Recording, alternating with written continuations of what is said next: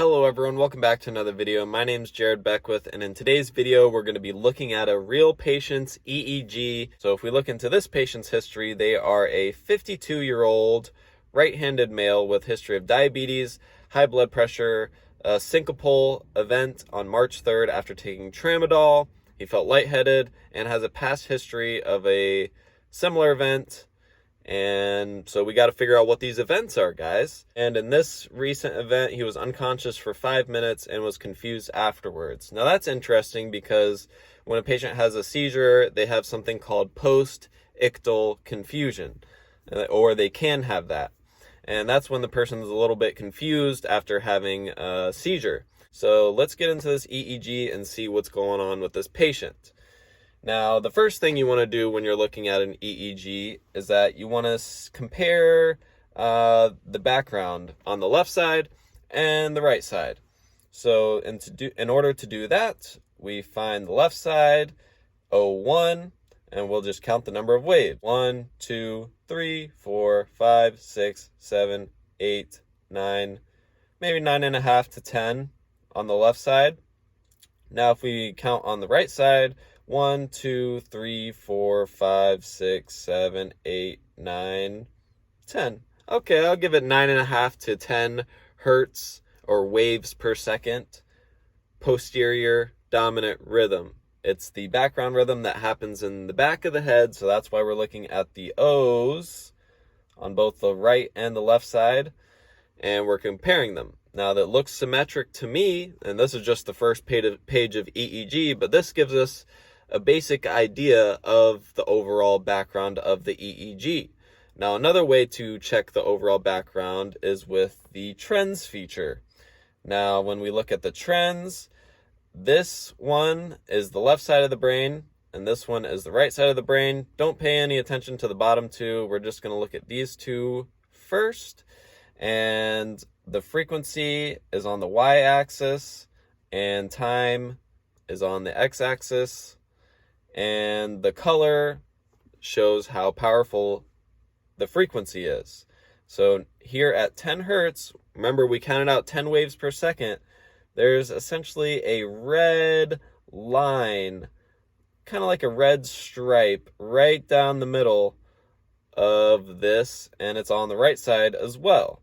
Now that is showing that it is primarily 10 waves per second in this EEG, and it looks symmetric on both sides. That's essentially all we need to know from the trends. Now let's look at the actual brain waves. We can scroll through and see what's going on with the brain, see if we can find anything interesting. Now, if you guys are super new to EEG, as we just scrolled a couple seconds, we're 22 seconds in, what could this be?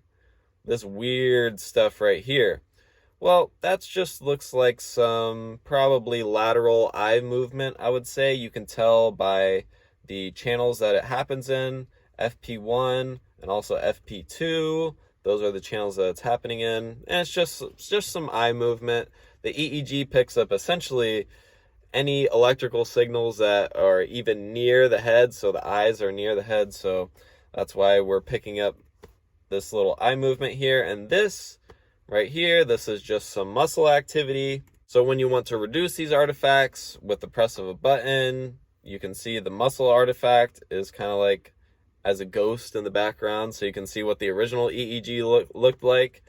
And this was the muscle activity. This is a little bit of eye movement here.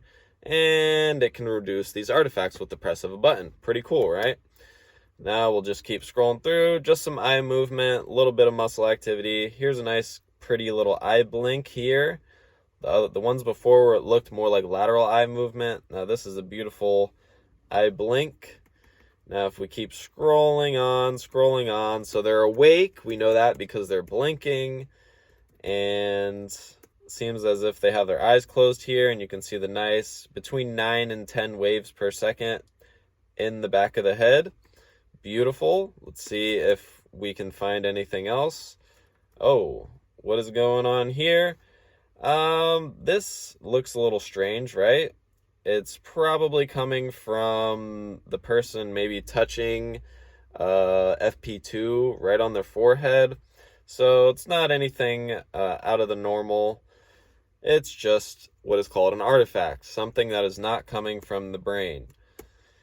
And if we keep scrolling, see if we can find any epileptic activity, guys. This is what we are on the hunt for, because we looked at it already and it already seems symmetric. It's within the normal range of waves per second, between 8 and 12, in a relaxed state with their eyes closed. So they're looking pretty normal so far. But what can we find? Now, there was one thing that I wanted to show you guys in the trends I was talking about earlier, this weird thing that stood out from the background, this thing right here. Well, let's go straight to it and figure out what it is. Now, we know that, yes, it's going to be happening on the right side of the EEG. It's not happening on the left. So let's see, what could this possibly be, guys? So we click right here. It'll take you straight to that point in the EEG. And what is this, guys? What could this possibly be? I showed my friend who knows nothing about EEG. I'm like, hey, look at this. It's a seizure, right? No, guys, it's not a seizure. It definitely stands out from the background, but it looks like to me that the EEG tech, maybe they were checking the impedances and maybe they lifted it up, scrubbed it a little bit, and placed it back down. So F4, the electrode here, was pretty much off for a little bit, and then they put it back on. So the reason you can tell that it's F4, because it affects these two lines here. They're both going crazy, and these two lines both include the electrode F4. Now, another way you can check, if you want to double check what electrode it could be affecting, you can put it in another montage. And a montage is just a way of displaying the EEG waveforms. There's different ways to display them. And you see F4, it's the only one that's going all crazy. Now this definitely looks like it's off, guys, compared to the rest of the other electrodes. And if it was actual seizure activity, it would be spreading to the surrounding electrodes, and you'd see it in the other ones. But nope, it's just one singular event of an electrode being off, and then essentially the EEG tech fixing the electrode. Now, if we go back to the EEG, is there anything else interesting? We're coming up near the end of the record, and guys, I'm not seeing anything that is concerning. This person seems to be fine from this EEG. Now, normal singular EEG doesn't mean that the person doesn't have anything epilepsy related. It just means that during this 20-minute period, there was nothing. Now, if you want to do longer testing, you can figure more stuff out.